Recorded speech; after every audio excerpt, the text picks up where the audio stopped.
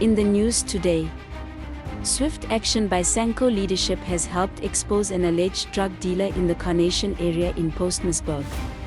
Yesterday, Sanco members tracked suspicious activity near the Camp Street Park, where the suspect was seen hiding narcotics in the veld. Police were called immediately, but as officers approached, the man fled in a blue Toyota Yaris. A high-speed chase followed, during which he allegedly dumped a black plastic bag into a rubbish bin. SAPS recovered the bag, discovering multiple packets of crystal meth. Sanco chairperson Thapelo Motlopping praised both the community and police, urging residents to rise up against drugs and violent crime in Sansabani. Steeds in Postmasburg. Die afgelope week was 'n spanningsvolle tyd vir die Post-10-gemeenskap na die vlugtige hofverskyning van 2 verdagtes wat aangekla word van die moord op 'n 38-jarige man. Plaaslike raadslid Michael Mabilo het sy teleurstelling uitgespreek oor die feit dat kerkleiers in veral die Post-10-gemeenskap stil gebly het oor die onlangse gebeure en die groeiende sosiale uitdagings in die gemeenskap. Die herderspaar van Kingdom Ambassador Worship Center, Pastore Lentley en Priscilla Willemse, het hul gemeentemedelee getoon aan beide die familie van die oorledene en die families van die 2 beskuldigdes. Volgens hulle is dit juis in sulke tye dat die kerk na 2 kante moet uitreik, om God se genade, liefde en ondersteuning aan alle betrokkenes te betoon. Die herderspaar het bevestig dat hulle vir beide geaffekteerde families intree in gebed en hulle sluit aan by raadslid Marco Lottering se oproep dat die gemeenskap die regsproses moet respekteer en nie self reg in eie hande moet neem nie.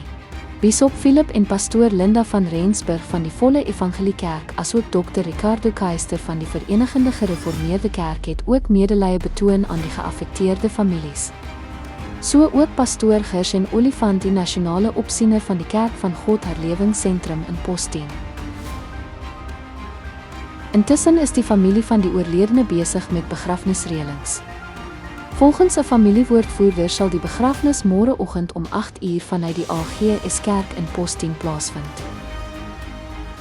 More than 2 weeks have passed since local training service providers in Sansabani raised serious concerns about a major mine allegedly importing outside training companies instead of empowering local small businesses. Despite repeated requests for comment, Horizon Media has yet to receive any formal response or rebuttal from the mine in question. Almost every week, various business forums across Sansabani challenge local mines for repeatedly neglecting their social and labor plan (SLP) obligations and failing to follow established procurement policies. According to these forums, mines continue to rely on the same justification, that Sansabani SMMEs supposedly lack the required experience and technical expertise. Local business owners, however, paint a very different picture. Many say they have become accustomed to lawyers' letters, threats of litigation, and court interdicts whenever they question the mines on their legal responsibilities towards local economic development. The growing frustration among SMMEs raises a broader question: when will local mines prioritize genuine empowerment and economic growth within Sansabani, instead of outsourcing opportunities meant for the community? Local small business owners further argue that they rarely see requests for quotations, RFQs, advertised in local media, yet large contracts and tenders are consistently awarded to companies from outside the Northern Cape. Horizon Media is still awaiting a response from Kodamila Mine, part of Anglo American, to offer the mine an opportunity to explain whether the allegations raised by local training companies are baseless or whether the community's concerns warrant urgent attention.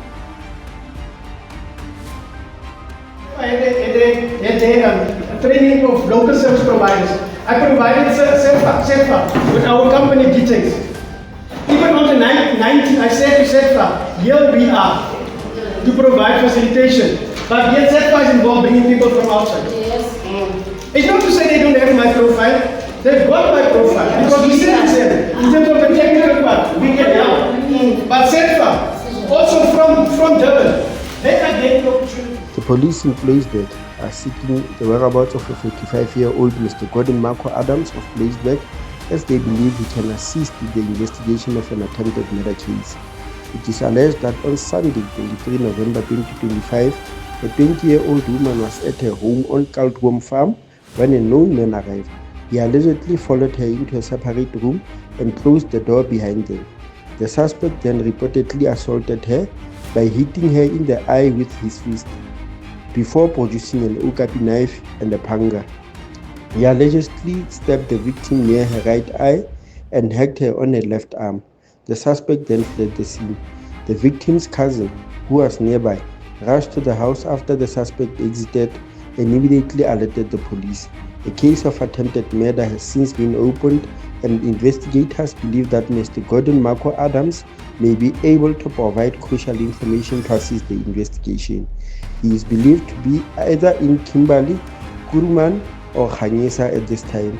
Anyone with information on his whereabouts is urged to contact Detective Sergeant Pete Langefeld of Placeback Detectives on 060 963 6164 or 053 582 8000. Information may also be provided via the SAPS Crime Stop number or the nearest police station, and all information received will be handled with confidentiality. Die afsterwe van 'n geliefde en hooggerespekteerde geestelike leier het duisende Katolieke in diepe skok en rou gedompel. Die dood van biskop Edward Gabriel Risi is gisteroggend amptelik deur die bisdom van Keimus Appington bekend gemaak. In 'n medeleibrief het die bisdom hul dankbaarheid uitgespreek. Ons dank die Here vir die gawe van biskop Risi se getroue herderskap en geestelike leiding aan die Keimus Appington bisdom.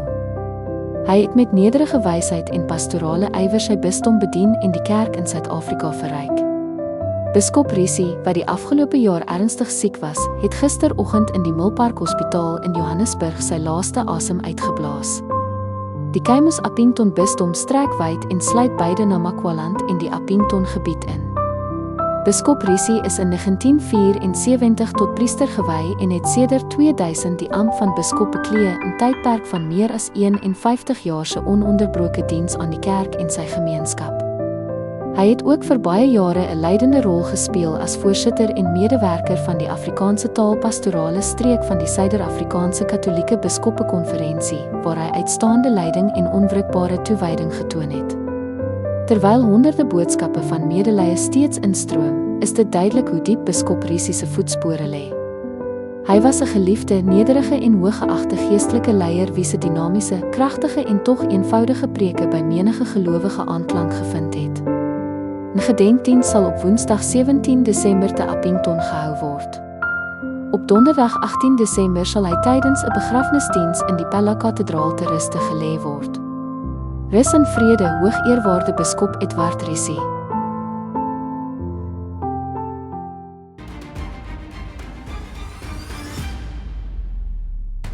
Ons nuus word moontlik gemaak deur ons getroue adverteerders wat die belangrike rol, impak en grondwetlike mandaat van 'n onafhanklike media verstaan en ondersteun. Horizon Media bring vir jou nuus vanaf Postmasburg tot Namakwaland in die Noord-Kaap.